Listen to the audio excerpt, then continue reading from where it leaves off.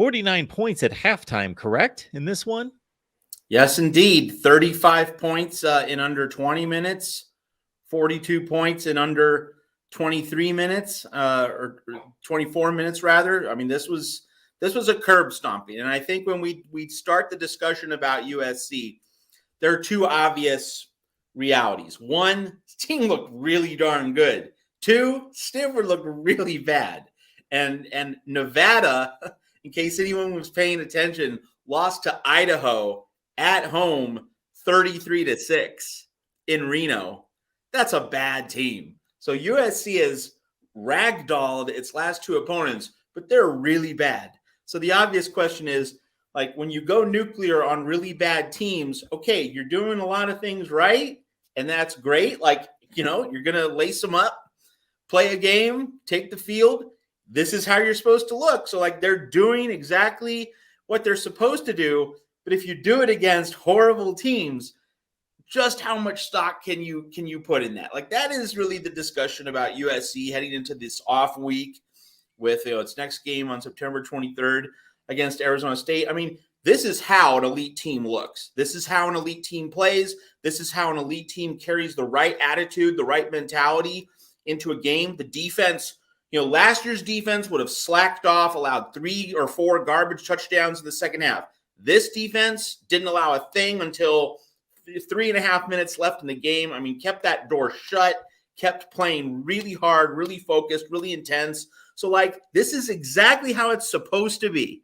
This is exactly how it's supposed to look. But it's Stanford, and Stanford played an atrocious game.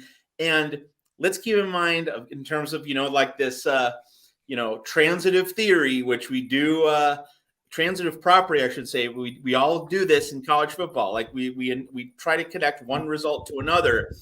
And so while this game was going on, Hawaii was struggling at home with Albany.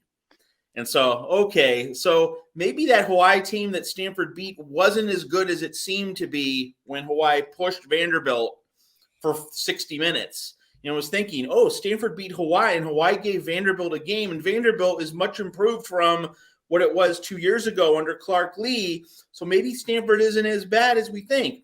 But then you see Hawaii struggle with Albany, and you realize that Stanford handling Hawaii doesn't seem as much of a thing now as it did a week ago. So you put all that together, and then you look at how Stanford played. That's a really bad Stanford team, and Stanford was picked 12th in the Pac-12 before the season for a reason. And so, you know, so you have USC looking absolutely great, exactly how a top team is supposed to look, but you've played Nevada and Stanford, bottom of the barrel, the past 2 weeks. And so, like, that's my opening statement. Now I'll pass it along to Tim. And you were there. So, like, you got to see some things that, you know, me watching on TV, I'm not able to process the way you are able to when you're in the Coliseum. So, Tim, your observations on USC after this Stanford game. Just flawless. This is exactly what we want. This is how the strong USC teams take care of inferior teams. I think you said it best. The first half, they put up 49 points. That's the most USC's put up in a first half since the 1930s. And it's the most since the second half of the 1974 famous 74 Notre Dame game, where they also came back from that huge win and they put up 49 in the second half. Nearly flawless on all three aspects: defense, offense, and special teams. We can get into that a little bit later. Really great to see just as a game. So I've been looking at a couple of things. I've been really looking at the rushing issue. When I say issue, I got a lot of flack after the post-game show where they asked, I said, how can you be negative about this? And really, I'm not being negative. There's still some big, there's still chunk plays that are happening. There's a bunch of really explosive plays. You had the couple long runs, Filkins for that 59-yarder, and then E.J. Smith, that 29-yarder. These are still things that need to be cleaned up, maybe a little tighter. I know that Jalen Smith got an earful from Grinch. You saw that coming on the live broadcast when I rewatched it. So they know there's some issues, but the good news is the problems they're having are easily fixable, right? You have some game film, 3 games of game film now. You got a week off to correct these small issues that you're having. Last year there were personnel problems. Now they're just tightening up your defense.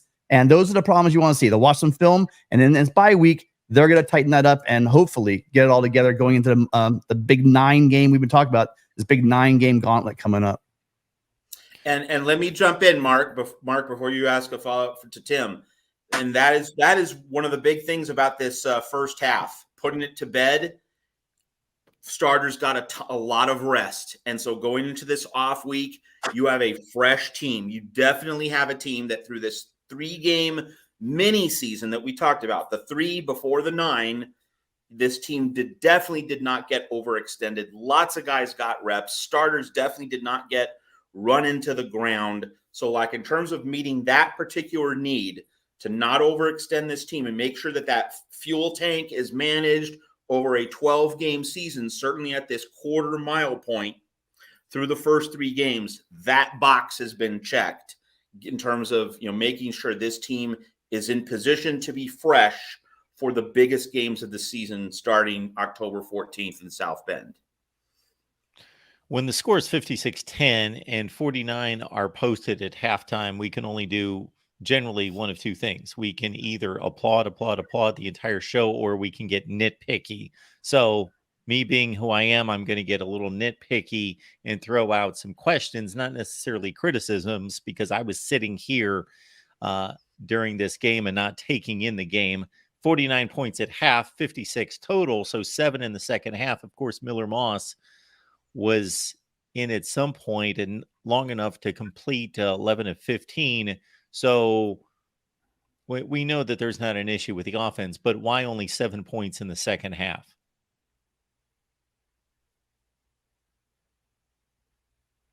Matt, do you want me to go? Go ahead, Tim.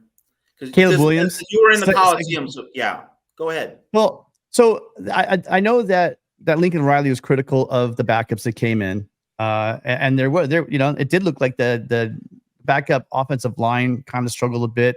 Some guys were not as crisp, but you saw in previous games, Miller Moss come in and lead the team down for touchdowns in time. This was something for him to do, though. This is I'm not gonna lie. The second half, it's still against Stanford. Our second string should be putting up more points than 7. It did look clunky, but remember, he's doing that. There's also all the starting. So it was just Miller, right? Let's say he's put Miller in and left all of our starting receivers and running backs in, right? There was a lot of mix and chop and change there. So it wasn't like we were just bringing the second string quarterback. We literally brought in the entire second string. Mark, with the offensive line, you need continuity, and you're seeing that continuity build with this front line, this number 1 line they have. But there's still some line calls and some issues they're going to have. Pulling out your center. There's going to be some issues, and it was clunky. I hope next time though that they learn from that. They got a lot of reps. That's the key. You got this. You're getting better. So at the end of the day, 7 points is not enough. But again, this is still a Power 5 team. It's not a good Stanford team, but it's not like they're playing some FCS school as well.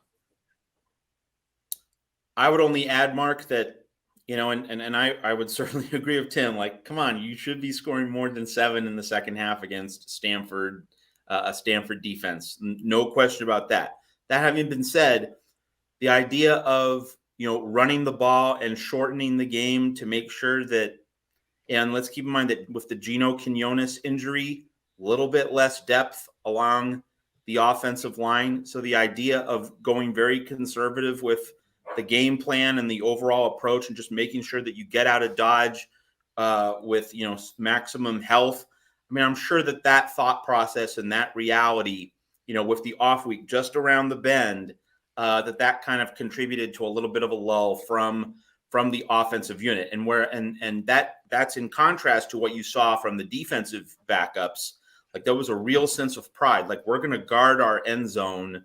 We're going to try and pitch a touchdown shutout, and they came close to doing that. So like the intensity that you still saw from the defense was in contrast to what we saw from the offense. But of course, the defense really, really, really had something to prove, and not quite the same dynamic from the offense, where you're just trying to shorten the game so that, you're trying to make sure that you get into that off week as healthy as possible. So really some different dynamics in play. And that's not to excuse this unit, but it's just it's more of a point of, this is human nature. Like, it's understandable that the offense lacked juice. And that adds on to Tim's point about, Miller Moss wasn't playing with his fellow ones. He wasn't playing with, the very best. And of course, you see the speed with which USC plays when you have all of the starters on offense. You see the speed with which Caleb Williams processes plays. You see the speed with which Taj Washington is able to find seams in defenses. I continue to be really impressed with him among all the receivers. I think his work ethic is universally praised by the coaching staff. That's been a thing if for people who follow USC closely. And so the speed with which these guys attack on offense, the starters, that's a huge gulf. That's a huge gulf compared to the backups. And so Miller Moss did not have the benefit of that kind of speed, that kind of pace. And of course, that's going to be part of Miller Moss's learning process, that he will need to read plays the way Caleb Williams does. He will need to be able to, have to play with more pace and more immediacy. So it's understandable that he's not yet there. And just the standard that the first team offense set in the first half, really hard for Miller to match in that second half. I have an idea that I'm going to ask the inverse question of this after the Colorado game.